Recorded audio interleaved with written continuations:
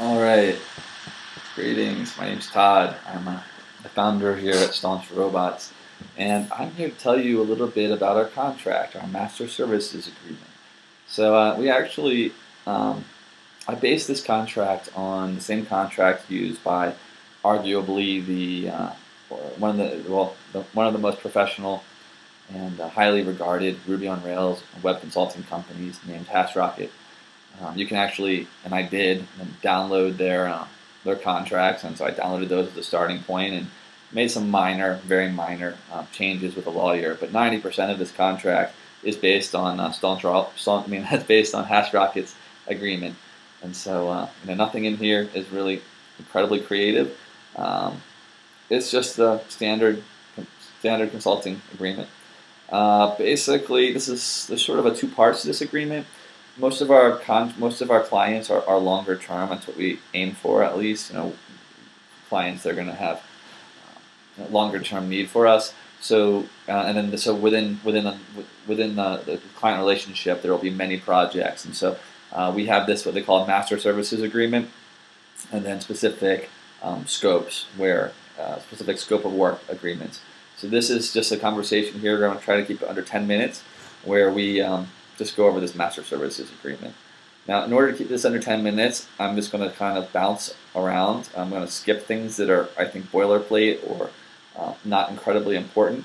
Everything in here needs to be here. I tried to eliminate as much as I could, but when I say not important, I mean it's kind of non-objectionable, not worth talking about. So that's what I mean by that. So anyway, I'm just going to go through this, like I said, skipping through what I think is not interesting. Or less interesting, let's say. The first one that I'd like to talk about is personnel, 4.2. Basically, the difference between, I would say, a staffing company and a consulting company, and we are a consulting company, is that we aren't just introducing you to one person and then stepping aside. We have a variety of policies and practices and ways we work together as a team, and so we are selling you the organization as a consulting company. The one way that this most possibly affects your workflow is that clients tend to fall in love with various contractors, and we just like to avoid the uncomfortable conversation by saying up front that after 3 months, it's our standard policy to rotate guys, and we do that because a lot of other consulting companies that are awesome do it. And why do they do it? Well, the reason why they do it is because developers actually really enjoy just the changing the workflow and being in different things and being in different projects. It's just very nice to switch projects, work with different people. It keeps things very dynamic. And the most important thing for us is attracting and keeping happy both clients and developers. And so we just, yeah. So, even though I'm sure you're going to fall in love with whatever developer you work with, we just want, again, to let you know up front that after 3 months, it's our policy to quite possibly switch up contractors. So, and we won't switch up with anyone. I mean, we don't even have junior level programmers in the company. Everyone is high level. There's no bait and switch games happening. It's just for morale reasons. Okay, 4.4. This is also interesting. Basically, this again comes straight from the HashRocket contract, and it basically divides the intellectual property into two categories. So sometimes for login systems or things that happen all the time, we actually are going to be using existing code, which may be open source code or it may be stuff that we have laying around, because there's no need to reinvent the wheel every project. That's one of the main things about Ruby on Rails that's so great is, Ruby on Rails is 70% of 70% of the open source stuff out there is Ruby on Rails. So it would be really silly to say that we're giving you ownership of all of the code when we're using open source code into your project. So, stuff that is when we're using very common systems like a user system or a Facebook login system or just things that are just the standard in almost every website. We're going to be using Type A deliverables. Wait, no, I mean, sorry, Type B deliverables, meaning they're not specific to your particular intellectual property or vision, and so you get the benefit of using pre-existing code. And we also sometimes add to that pre-existing code by maybe making it more robust, adding some validations, and then we contribute that back to our internal repository or even into the open source world. And again, we do this when it does not in any way affect your particular business logic, your particular strategy, your internal secret sauce. And then the Type A deliverables is the secret sauce. It's your particular vision. It's your particular any kind of algorithms that you have that are your proprietary business process, the particular views that make your website look and feel the way your website looks and feels. But again, we just basically break up into two deliverables. And when you understand that probably the whole reason you're using Ruby on Rails to begin with is for the advantage of the existing open source work, it doesn't make any sense to work in any other way. So for those, the Type B deliverables, we do grant you a unlimited license, which is spoken to here in 4.5.2. So you can use the stuff that we build for you for free, forever. Warranties, basically there aren't any, and we do warranty that we will behave professionally. But what we explicitly do not warranty, and just to be clear, is there's no guarantee of debugging or bug freeness. I mean, I use the web all the time for practically my entire life, and even on enterprise sites like my banking site or Intuit, or sites that I know have over 20 developers working full time for years, working on countless release versions. I'm personally running into running into bugs on a daily basis. So we're always going to be trying to get the bugs down to a very low level. But yes, there probably will be a bug on Internet Explorer 7 on Mac 30% of the time. And we're just there's always going to be some amount of bugs, because that's just the reality of software. And we do not, we work for time and material. We work at a very low margin, and we try to do a really good job, but we do not warranty or guarantee bug freeness. So, sorry, wish I could.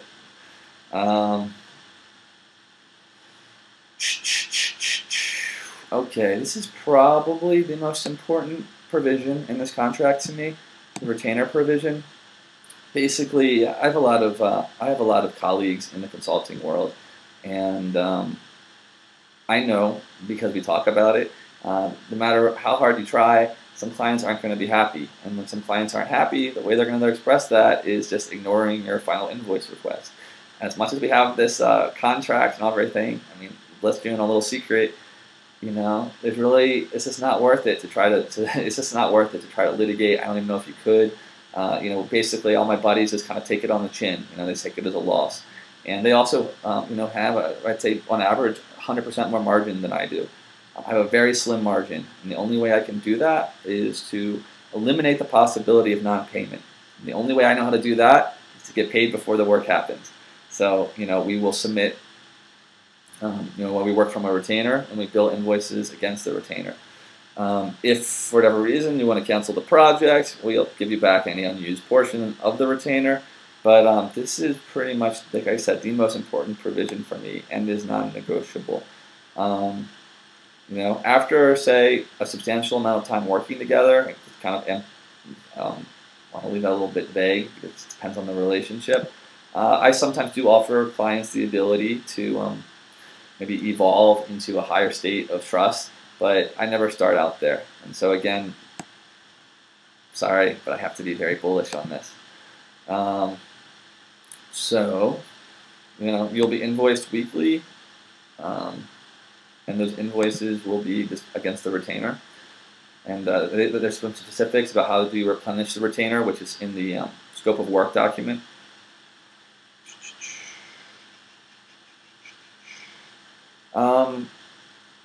Basically, termination. It's really important for us that we. I try really hard. Part of my personal obligation, or my job here at the company, is to make sure that people get paid and that people have a continuity of work. And so if for whatever reason you're running out of money, or you're something for whatever reason you feel that you don't want to work with us anymore, we ask that you give us 14 days notice so that we can plan and start looking for other work. That's what this one's about. Dun, dun, dun. Not too important. I mean, important, but just boilerplate, boilerplate. Okay, I would say actually this is probably one of my top 3 most important ones. I mean, basically, my job here, what I do is that, one of the many things that I do is it takes me a lot of time to find great people. And I just really want to prevent the conversation that might look something like, hey, like, you're going to be talking directly to the contractors in Skype. I'm not moderating. I'm not policing. I'm not inserting levels of middlemen to. We just have great people that talk directly to the clients. And after a while, it's probably natural that maybe you would invite one of the guys down to visit or what have you, or we might even send someone out to do some on-site work. We do that sometimes. And I just want to be very clear that basically our guys are our guys. I mean, that's the value of the company, is our great people. And so we do not want for you to be asking people to leave our company and work directly for you. That is just, maybe that's common sense, but we just want to be very explicit that that is something that we do not want to happen.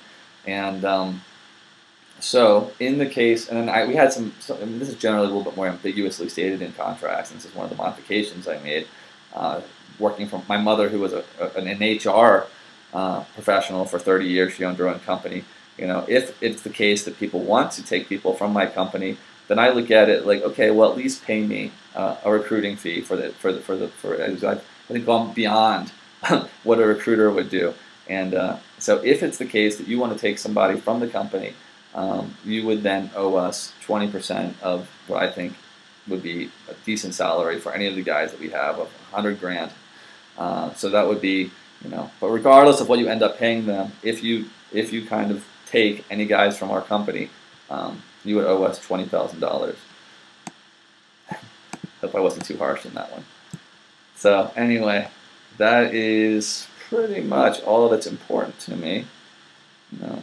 We're in Maryland. If you do want to litigate, you have to come up to my home turf. No one's ever done that yet. Hope they never do. That's it. So anyway, thank you very much. Let's see if I have under 10 minutes here. Oh, 12. Well, it's as good as it's going to be. Thank you.